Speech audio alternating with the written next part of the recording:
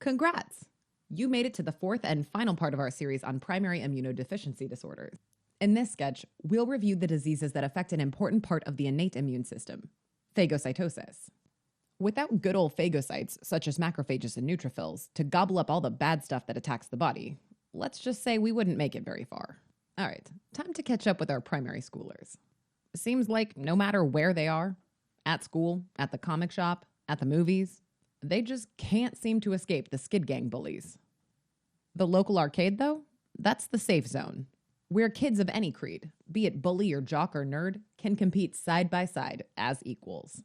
Well, in hobbles Braden, on those immunodeficiency crutches, trying to make his way over to the newest arcade hit, Max Power World Fighter, before the crowd gathers.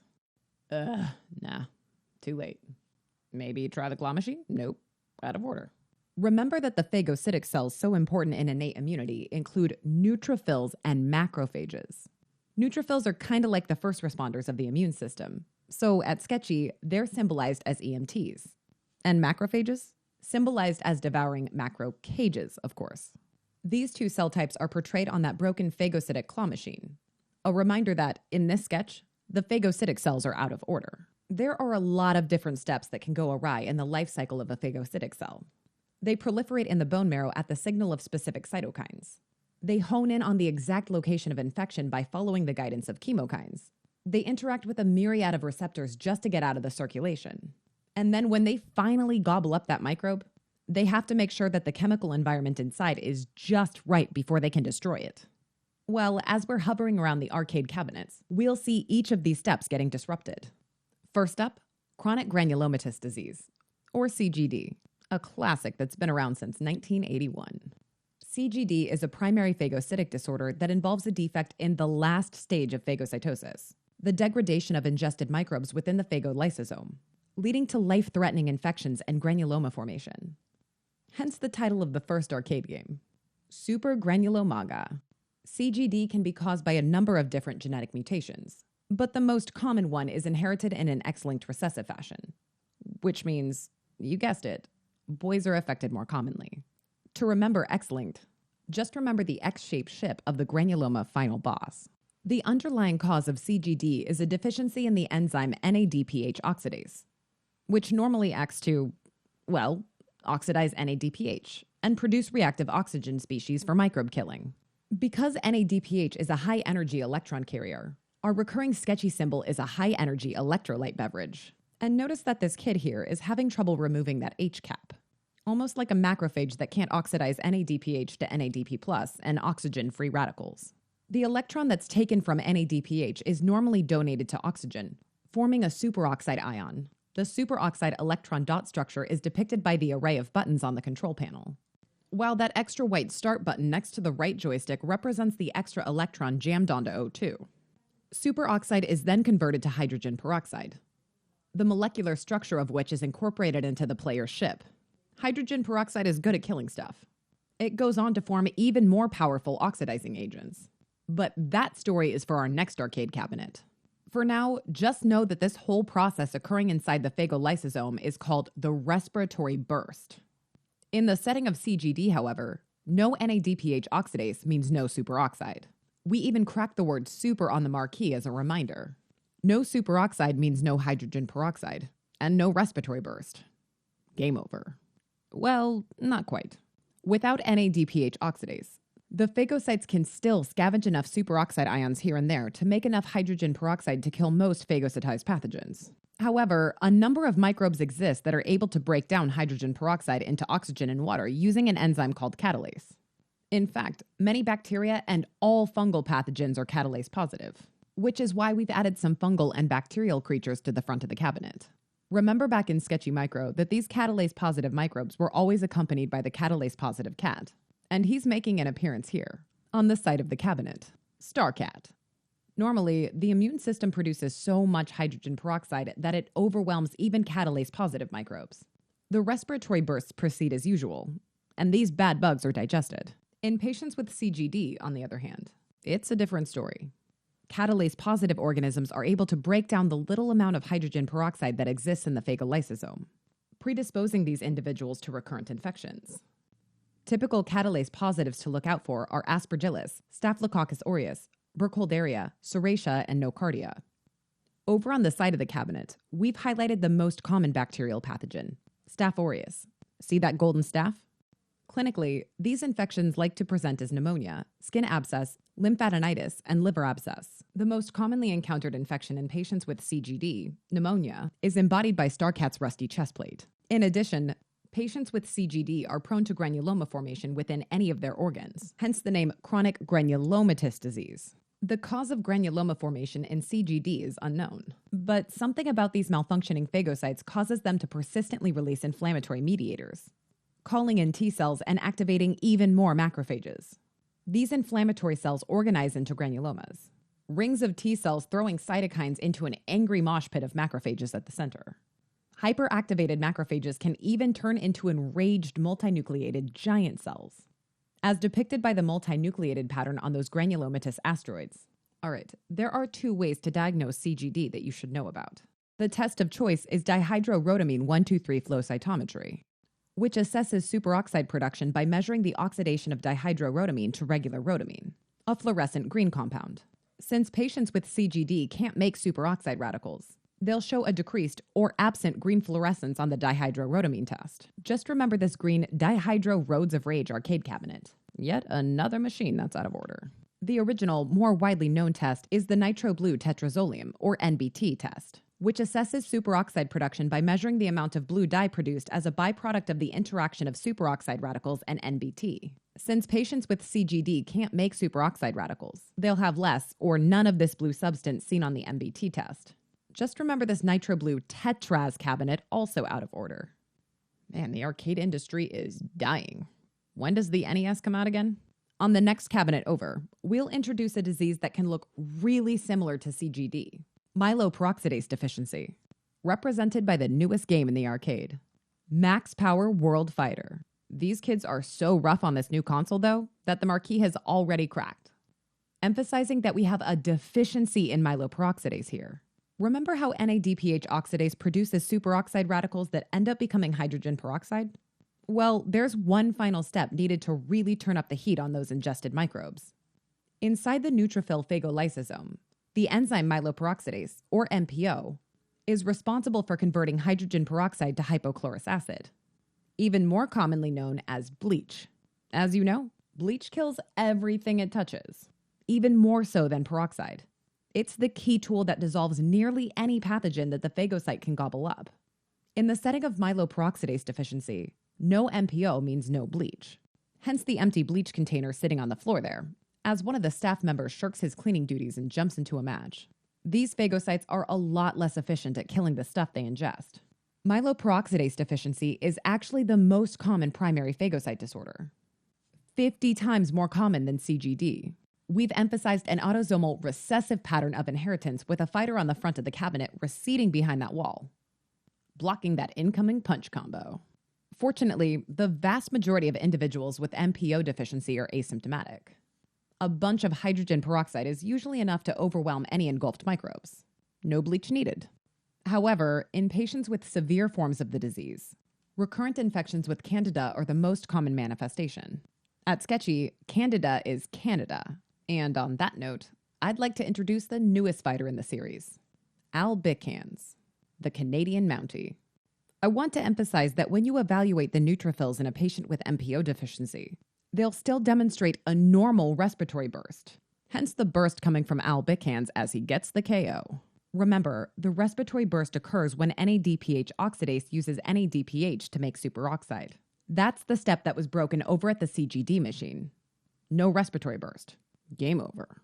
That means a negative dihydrorhodamine test and a negative nitroblue tetrazolium test. In MPO deficiency, however, all those tests will be positive as the respiratory burst continues uninhibited. It's just that hypochlorous acid step you're missing. Definitive diagnosis of MPO deficiency is made by histochemical staining of neutrophils for MPO. Simple enough. Okay, over to the next machine for our next phagocytic defect, leukocyte adhesion deficiency, represented by the exciting multiplayer action of GauntLAD. Leukocyte adhesion deficiency, or LAD, is an incredibly rare condition that results in, well, an inability of leukocytes to adhere to blood vessel walls. as depicted by the white leukocyte army falling from the castle wall. You see, the inflammatory process requires that leukocytes migrate out of blood vessels and accumulate at the target site.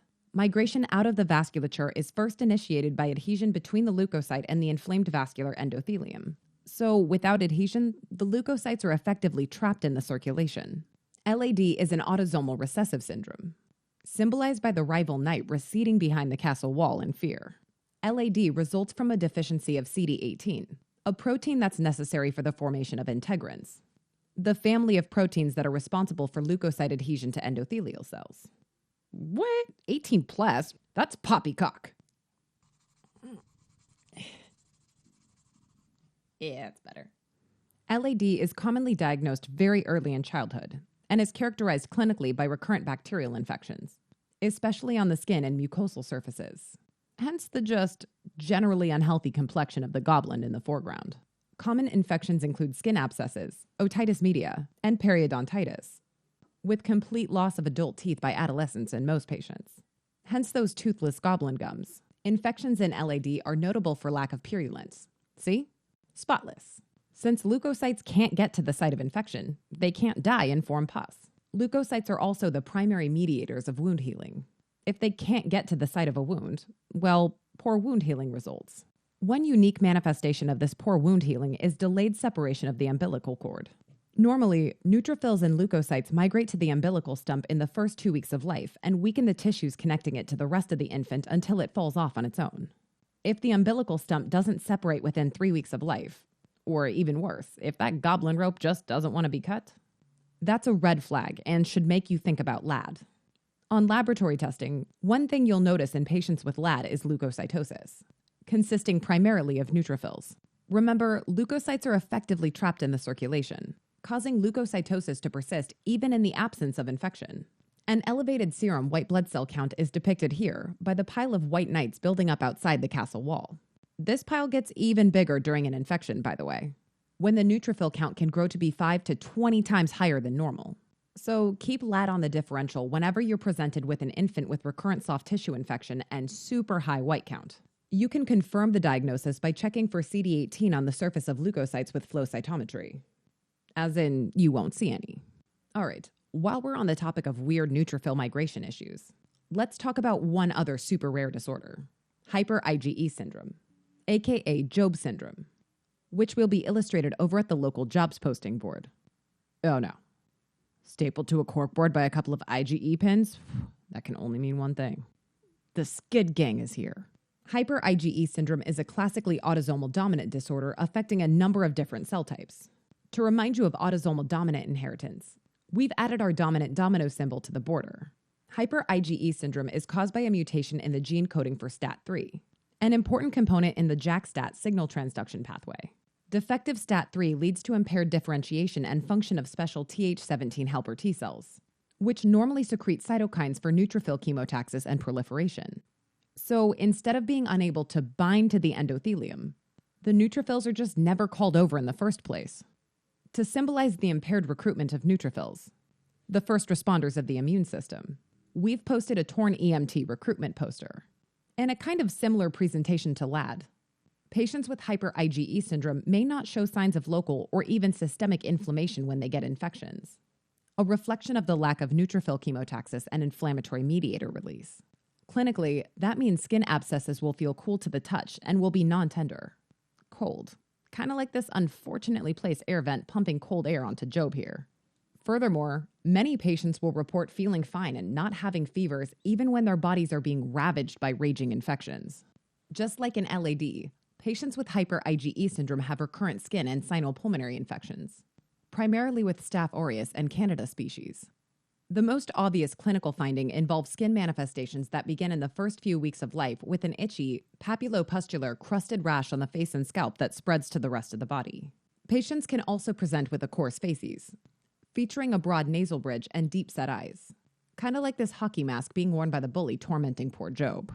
For some weird reason, many patients will also have an elevated eosinophil count, so we've loaded that slingshot with pink eosinophilic granules.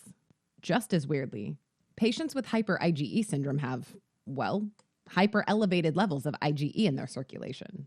As far as we can tell, this is an associated abnormality, rather than central to the pathogenesis of the syndrome. All right, almost closing time. Let's get one last game in. Shadiak-Higashi syndrome, represented by the notoriously difficult Ninja Hagashi. Shadiak-Higashi syndrome is an autosomal recessive disorder that causes defective fusion of phagosomes and lysosomes, and therefore defective phagocyte function. See him receding behind that wall, waiting to strike? That means recessive. Oh no, it is the Skid Gang. I knew it. Look, they're already tormenting one of the staff members as he tries to take out the trash. Let me open the door for you. Not. At Sketchy, lysosomes are represented by trash bags, because lysosomes are responsible for containing and destroying the trash of a cell, so to speak. Well, this time, the trash is unable to make its way over to the dumpster, recreating the defect seen in Shadiak-Higashi. Lysosomal trafficking is disrupted, impairing the lysosome's ability to fuse with the phagosome. As a result, a microbe is phagocytized, but then never reaches the lysosome to be destroyed. Trafficking of granules in granulocytes, as well as pigmented granules in melanocytes, is also affected. On cytology, you'll see neutrophils with giant azurophilic granules that don't appropriately release their contents in the setting of bacterial infections. This leads to impaired bactericidal function and recurrent pyogenic infections with Staph aureus, among other bacteria. We've highlighted Staph aureus specifically, with that golden bow staff wielded by Ninja Hagashi. Additionally, melanocytes contain enlarged pigment granules, melanosomes, that are not appropriately transferred to keratinocytes or epithelial cells, resulting in oculocutaneous albinism. Through an unknown mechanism, patients with Shadiak-Higashi develop severe, debilitating neurologic manifestations in adolescence and early adulthood, including weakness and sensory deficits due to peripheral neuropathy. The diagnosis of Shadiak-Higashi syndrome is made by examining a peripheral blood smear for the classic giant azurophilic granules in neutrophils, eosinophils, and other granulocytes.